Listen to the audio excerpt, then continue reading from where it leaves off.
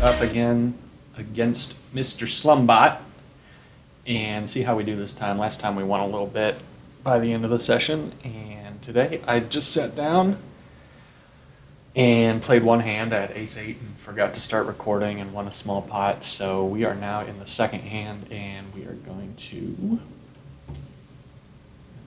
min raise the button. He 3-bets to 1,000. We do start with $20,000 stacks. I honestly, I think you can make an argument for defending 3-bets with any ace, but I'm actually fine just not even worrying about it, and he doesn't seem to exploit that as an error too much. So if it was suited, I think you peel one off. Now when he makes it 1,000, so this is much more reasonable. King 10 suited, plays better post flop. It's pretty strong. Actually, I think I might even 4-bet it. His 3-bet's a little smaller, so the stack to pot ratio going to the flop is better, and it just plays easier. Now I'm going to 4-bet it because we didn't get into a very serious 3-bet, 4-bet dynamic in the last video, but I think this is like the bottom of the value range of 4-bettable hands. But yeah, I'm going to make it 2350 and see what he does. He folded, so kind of weird, but he actually, you can peek at his hands. So he had 6-4, so and actually a pretty reasonable hand to be 3-betting. In the last video, there was a bunch of times that I started peeling flops off with this type of hand. I think 3-betting's generally better for a few reasons. This deep, you can make an argument either way, though. But yeah, we 4-bet King 10, and he folds. Jack 6, I'm not even going to defend that against a min raise. We will continue to min raise the majority of our buttons, and the flop misses us, but we bet half pot pretty frequently. Now I turn a pair, and when he leads, I actually expect him to show me a 10 or a weak ace at the end of this hand pretty frequently. He bet 400 into 800, so we're getting 3-1.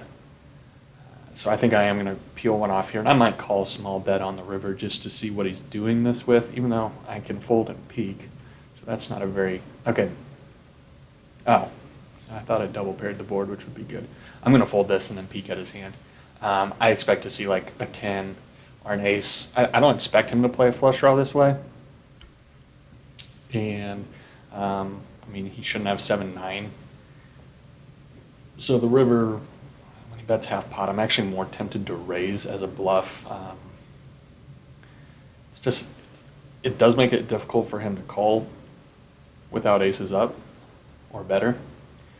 I think he rarely has a flush. Like I said, he almost never has a straight.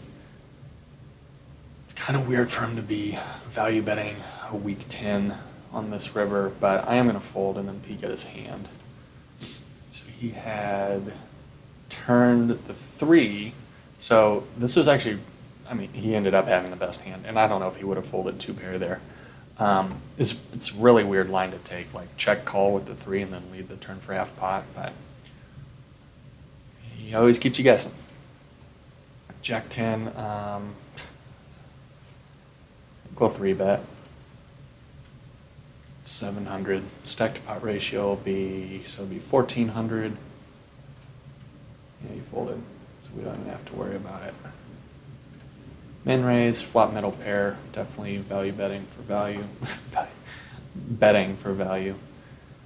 This one's close, but I've actually just been dumping off unsuited kings. I don't even feel that bad about it. And this is actually pretty much the only part of my range where I will fold the button. He limps. I'll probably check, fold. Huh. I turn a little bit of equity. I think I'll just bet the whole pot. And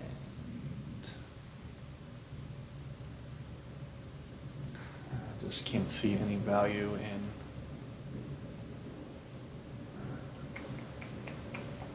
It might be a little weak. Maybe you should bet 450 here.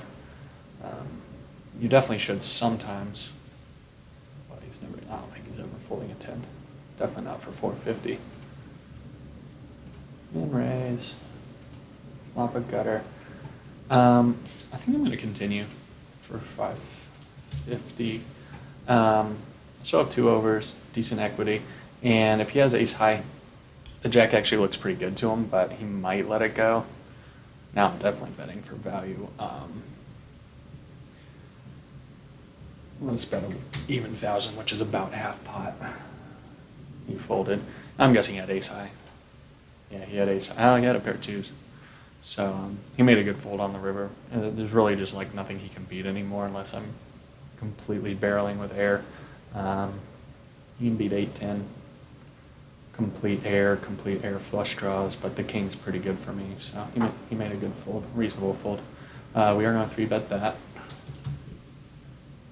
Ace jack suited and flopped really well. I'll bet half pot and turn some more equity. Actually, it could be less if he makes 2 pair, but turn's not great actually, like queen 10, 7, 10. But I mean, obviously, I'm still betting. I'm betting pretty much every river as well. I'm just trying to figure out what size I want to go with. And I think I'm going to bet about 2/3 of the pot. Let's go actually 1,500 and maybe bet like a little over half pot on the river. I folded pretty quickly. Maybe at a 7. Nasty. Wish I had checked now. Great. Queen jack. I fold for the main bet. I wanted to peek at his hand. I've been wanting to figure out what he folds to the min raise because it's so infrequent. I'll fold that. That's fine. Min bet. A 3-bet. Same thing as before. I think the very first hand we played, we had ace 3, and I ended up folding to a 3-bet. So when he makes it 1,000, and we have a 20,000 stack, the stack to pot ratio is 19K, 2K. It's about 10.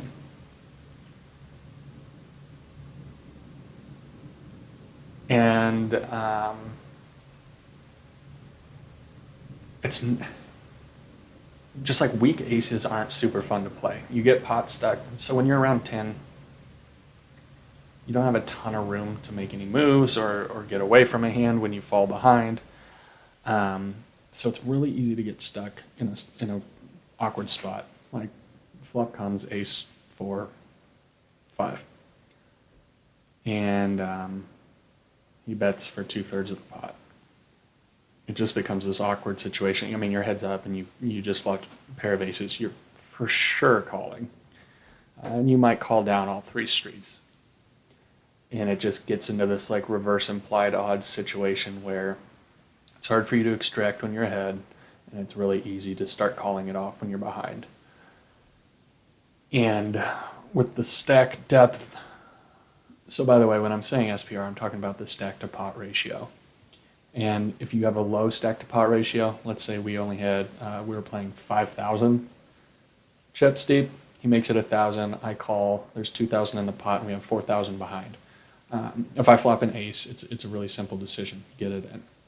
Let's say, on the other hand, we each had 100,000, so he makes it 1,000, I call, there's 2,000 in the pot, and we each have 99,000 behind. Well, there's a ton of room for me to get away from a hand, for me not to have to stack off, for me to, if I make some really weird trips or running nut flush, you can do make a lot of money. But with these like middle, like 7, 8, 9, 10, 11 stack to pot ratios, you just get into spots where you end up committing with the worst hand, or him folding. It's just not great. So anyway, that's at least my thoughts on it. I am going to fold and peek at what he's 3-betting to 1,000 with. Aces. So I was in a pretty bad spot. So I probably wasn't going to flop. It would have to be the case ace for me to flop top pair, but this is actually a pretty good example. I'm kind of lucky that he's showing aces, because now I can just show you, like, my example is, board comes ace 4, 5. I'm essentially drawing dead. I've got 2 outs twice, but I'm almost drawing dead, and I'm going to feel like I need to call off the flop in the turn. and a lot of rivers, and I'm just in a really rough spot. So, pocket tens, definitely 3-bet. We'll go with 750, and not really a great flop. In fact, when I bet, if he calls,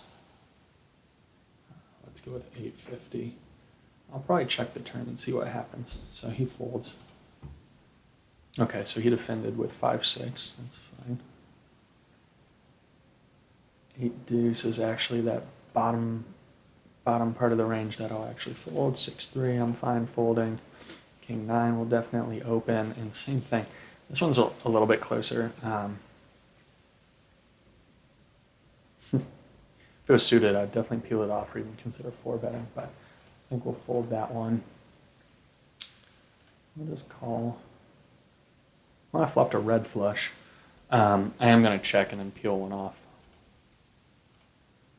And now he kind of has just complete impunity to bluff me. Now I could lead as a bluff, but I just don't set up a ton of donk that ranges very well.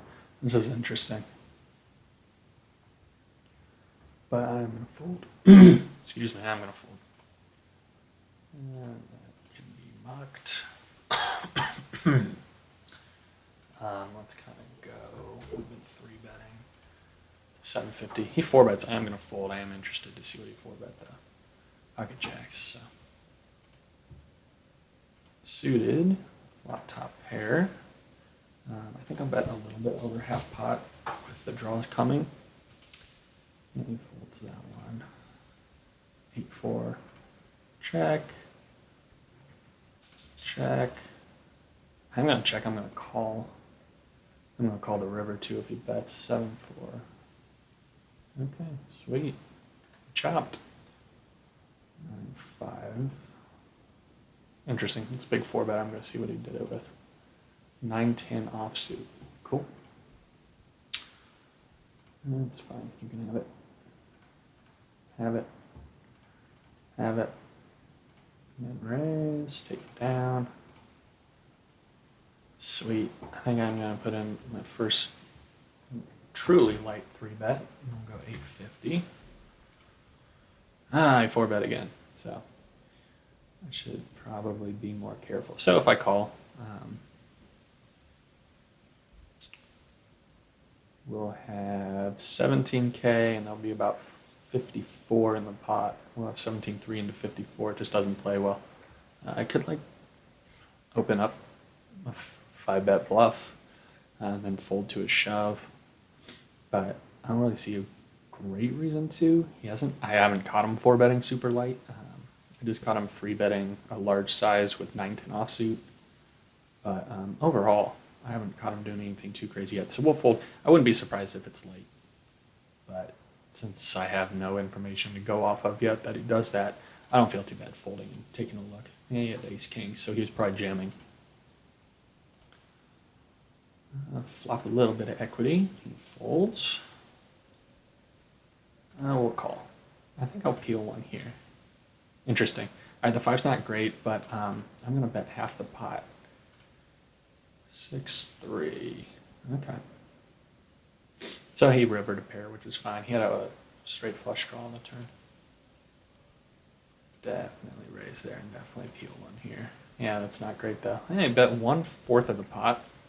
I only have king high, no backdoor flush draw, I've got a backdoor Broadway, but it's a really small bet. I'm curious to know what he does it with, but I'm not gonna.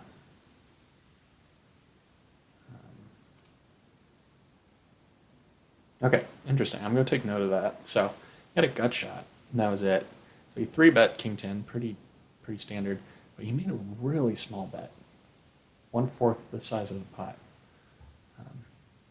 So I'm gonna remember that in the future. I'm gonna 3-bet here and call a 4-bet if he does so. What have we been doing? Let's go 850. That's not a great flop. Got a little over half. So the board pairing is like a really fun spot when you're in position to boss people around with, and I have a feeling he's capable of doing that. So I think I'm gonna But, 4-bet, and if he jams, I'll fold. Yeah, he folded. I'm guessing he had essentially nothing. Yeah, he had 6 high. Another spot where getting diamonds would have been cool, but yeah, that is a great spot to mess with people if they're weak, but it's kind of transparent. He folds. Interesting. So he limps. We can bump it up to 450. That way we can actually win a decent pot if we flop a set, which we didn't. I think I am going to lead the turn one more time.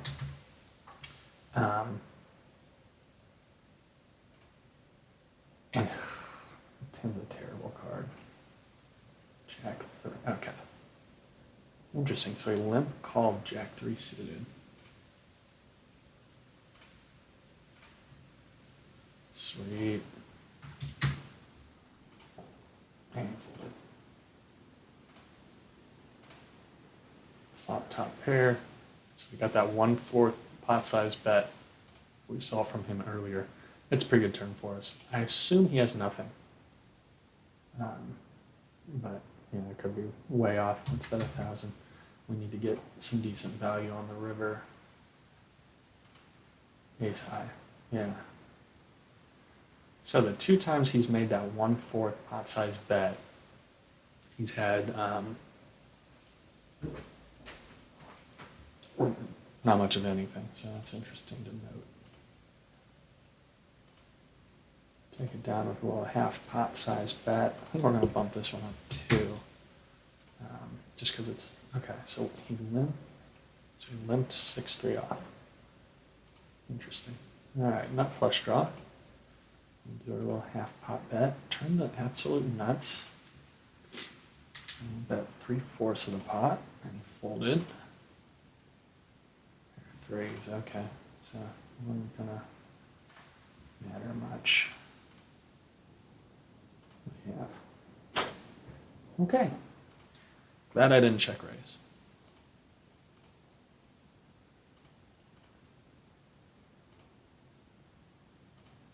Okay, well, it's been about 20 minutes, so you kind of get a good idea,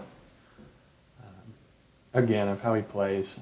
Honestly, he plays like a semi-competent online player. I've only played, let's see our stats. So I'm guessing this is lifetime stats. I've only played 523 hands against him. Let's look at the 500 hands, guys.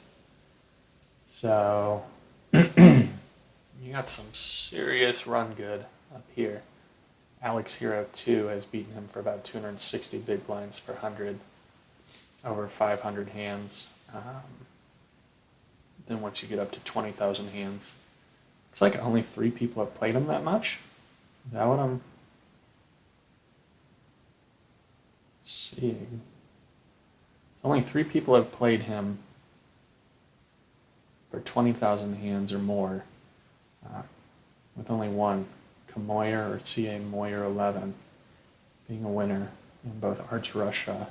Oh, okay, so the same guy has played him twice, once as a -5 and once as an 11. But 20,000 hands really isn't that much in Heads Up, No Limit Hold'em, so that's interesting.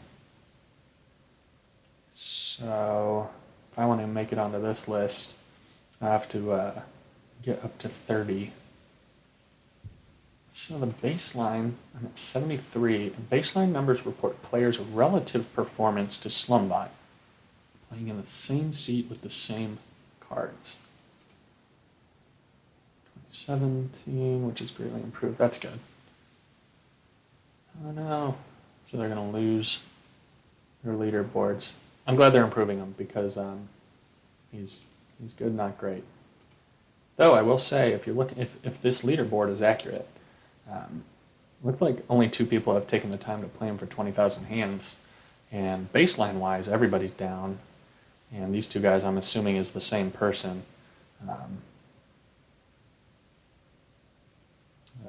He lost one 20,000 hands session and won the other one. So he must be tough to beat over a long time. I don't think anybody is just trying to waste time and play a ton of sessions against him. I've played 500 hands against him. It's probably taken me a couple hours, honestly, with no real upside except that it is fun, and he does play decent enough that I feel like there's some interesting spots. But so anyway, this video is long enough. Thanks for watching. Leave your comments below.